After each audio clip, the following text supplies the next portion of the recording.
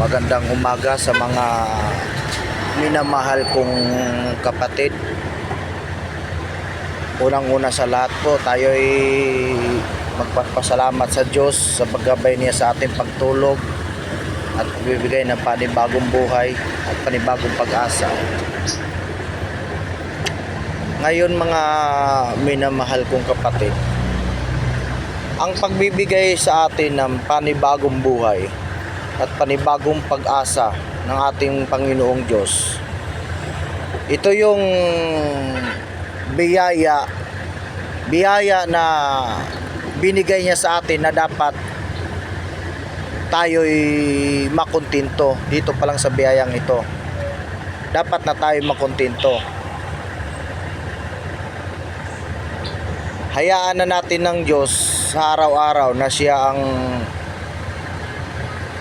ang masunod ang kanyang kalooban. Sa bawat araw, isurrender natin sa kanya ang lahat para magkakaroon tayo ng kagalakan sa puso.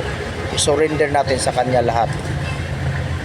Kung ano man, mga problema, sabihin mo, Panginoon, ikaw na po ang bahala sa problema ko. Naniwala po ako, lahat ay may solusyon. Kaya mo lahat solusyonan. Surrender mo sa kanya lahat. Maniwala kayo mga kapatid. Pakikinggan kayo ng Diyos. Basta hayaan niyo siya na siya ang magkokontrol sa atin. Yan lang po mga minamahal kong kapatid. Maraming salamat po. God bless.